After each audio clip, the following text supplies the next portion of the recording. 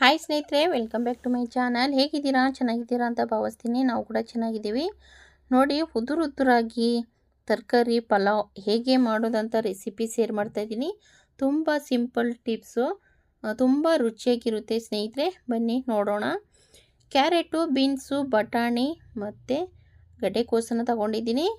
ಮತ್ತು ಈರುಳ್ಳಿ, ಬೆಳ್ಳುಳ್ಳಿ, ಇಲ್ಲಿ ನೋಡಿ ಶುಂಠಿ ಬೆಳ್ಳುಳ್ಳಿ ಪೇಸ್ಟು, ಕರಿಬೇವು, ಪುದೀನ, ಕೊತ್ತಂಬರಿ ಎಲ್ಲ ರುಬ್ಬಿ ಪೇಸ್ಟ್ ಮಾಡಿದ್ದೀನಿ. ಮತ್ತು ಅಕ್ಕಿನ ನೆನೆಸ್ಬಿಟ್ಟಿದ್ದೀನಿ ತೊಳೆದ್ಬಿಟ್ಟು. ಇವಾಗ ನೋಡಿ ಒಗ್ಗರಣೆಗೆ ಹಾಕ್ಕೊತಾ ಇದ್ದೀನಿ ಸ್ನೇಹಿತರೆ. ಎಣ್ಣೆ ಬಿಸಿ ಆಗಿದೆ. ಬಿಸಿ ಆದಮೇಲೆ ಸಾಸಿವೆ ಮತ್ತು ಜೀರಿಗೆನ ಹಾಕ್ಕೊಂಡಿದ್ದೀನಿ. ತುಂಬ ಕಡಿಮೆ ಸಾಮಗ್ರಿ ಬಳಸಿಬಿಟ್ಟು ಮಾಡ್ತಾಯಿದ್ದೀನಿ. ತುಂಬ ರುಚಿಯಾಗಿರುತ್ತೆ. ಇವಾಗ ನೋಡಿ ಸಾಸಿವೆ ಜೀರಿಗೆ ಹಾಕಿದ್ಮೇಲೆ ಈರುಳ್ಳಿನ ಹಾಕ್ಕೊತಾ ಇದ್ದೀನಿ. ಈರುಳ್ಳಿನ ಹಾಕಿಬಿಟ್ಟು ಸ್ವಲ್ಪ ಬ್ರೌನ್ ಕಲರ್ ಬರೋವರೆಗೂ ಈರುಳ್ಳಿನ ಫ್ರೈ ಮಾಡ್ಕೋಬೇಕು. ಈರುಳ್ಳಿ ಫ್ರೈ ಆದಮೇಲೆ ನಾನಿಲ್ಲಿ ಬೆಳ್ಳುಳ್ಳಿನ ಹಾಕ್ಕೊತಾ ಇದ್ದೀನಿ ಸ್ನೇಹಿತರೆ. ನಾನು ಇಲ್ಲಿ ಶುಂಠಿನ ಬಳಸಿಲ್ಲ. ಪಲಾವ್ದಲ್ಲಿ ನಾನು ಪೇಸ್ಟ್ ಮಾಡಿದ್ನಲ್ಲ, ಅದರಲ್ಲಿ ಶುಂಠಿ ಹಾಕಿದೆ.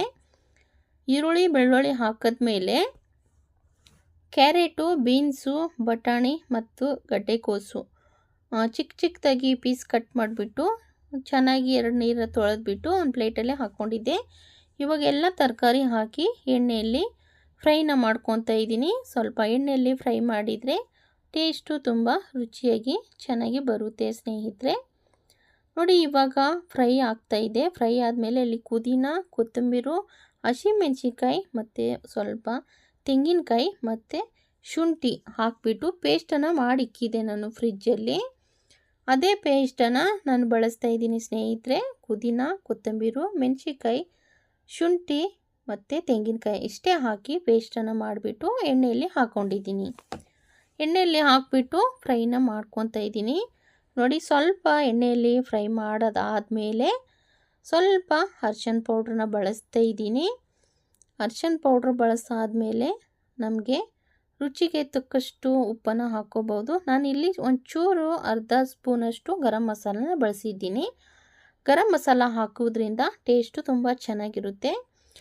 ಅರ್ಶಿನ ಪೌಡ್ರ್ ಹಾಕಿ ಗರಂ ಮಸಾಲ ಹಾಕಿ ಸ್ವಲ್ಪ ಅರ್ಧ ಸ್ಪೂನಷ್ಟು ಮಸಾಲೆ ಖಾರದ ಪೌಡ್ರ್ ಇದ್ದು, ನಾನು ಆ್ಯಕ್ಚುಲಿ ಮೆಣಸಿನ್ಕಾಯಿನೂ ಬಳಸಿದ್ದೀನಿ ಮತ್ತು ಮಸಾಲೆ ಖಾರ ಪೌಡ್ರನ್ನೂ ಬಳಸಿದ್ದೀನಿ ಸ್ನೇಹಿತರೆ.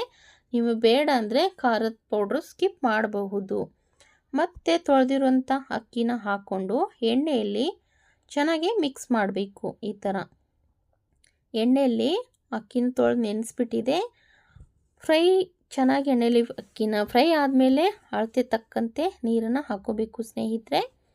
ನೋಡಿ, ನಾನು ಅಳತೆ ತಕ್ಕಂತೆ ನೀರನ್ನು ಹಾಕ್ಕೊಂಡಿದ್ದೀನಿ. ಹೇಗೆ ಕಾಣಿಸ್ತಾ ಇದೆ? ಕಲರು ತುಂಬ ಚೆನ್ನಾಗಿ ಕಾಣ್ತಾ ಇದೆ ಸ್ನೇಹಿತರೆ, ನೋಡ್ತಾ ಇರ್ಬೋದು. ಇದೇ ಥರ ರುಚಿಯಾಗಿ ಮನೆಯಲ್ಲೇ ಪಲಾವ್ ಮಾಡ್ಕೋಬಹುದು ನಾವು. ರುಚಿಗೆ ತಕ್ಕಷ್ಟು ಉಪ್ಪನ್ನು 2 ಸ್ಪೂನು ನಾನು ಇಲ್ಲಿ ಉಪ್ಪನ್ನು ಬಳಸ್ತಾ ಇದ್ದೀನಿ.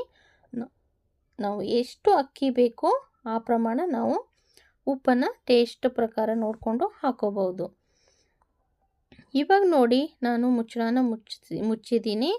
ಮುಚ್ಚಳನ ಮುಚ್ಚಿದ ಮೇಲೆ ನೋಡಿ ಕುಕ್ಕರ್ ರೆಡಿಯಾಗಿದೆ. ಅಂದರೆ ವಿಜಲ್ ಆಗಿದೆ. 3 ವಿಜಲ್ ಮಾಡಿಸ್ಕೊಂಡಿದ್ದೀನಿ. ಬಿರಿಯಾನಿ ಥರ ನೋಡಿ ಸೂಪರಾಗಿ ಪಲಾವ್ ರೆಡಿಯಾಗಿದೆ ಸ್ನೇಹಿತರೆ. ತುಂಬ ಟೇಸ್ಟಿಯಾದ ರುಚಿಯಾದ ಪಲಾವ್ ನೀವು ನೋಡ್ತಾ ಇರ್ಬೋದು. ಬಿರಿಯಾನಿ ಘಮ ಘಮ ಹೇಗೆ ವಾಸನೆ ಬರುತ್ತಲ್ಲ, ಆ ಥರ ಘಮ ಘಮ ಪಲಾವ್, ತರಕಾರಿ ಪಲಾವು ಘಮ ಘಮ ವಾಸನೆ ಬರ್ತಾಯಿದೆ. ಆ ಪಲಾವ್ ಜೊತೆ ನಾನು ಮೊಸರು ಬಜ್ಜಿನ ಮಾಡಿದ್ದೀನಿ. ಟೊಮಟೊ, ಸೌತೆಕಾಯಿ ಮತ್ತು ಮೆಣಸಿನ್ಕಾಯಿ, ಕೊತ್ತಂಬರಿ ಮಾಡಿದ್ದೀನಿ. ರುಚಿಯಾದ ಇದೇ ಥರ ಟೇಸ್ಟಿಯಾದ ಪಲಾವ್ ನೀವು ಒಂದು ಸತಿ ಟ್ರೈ ಮಾಡಿ ಸ್ನೇಹಿತರೆ. ತುಂಬ ಕಡಿಮೆ ಸಮಯದಲ್ಲಿ ರುಚಿಯಾಗಿದೆ. ಮತ್ತು ನೆಕ್ಸ್ಟ್ ವಿಡಿಯೋದಲ್ಲಿ ಸಿಗ್ತೀನಿ ಸ್ನೇಹಿತರೆ. ತುಂಬ ಹೃದಯದ ಧನ್ಯವಾದಗಳು.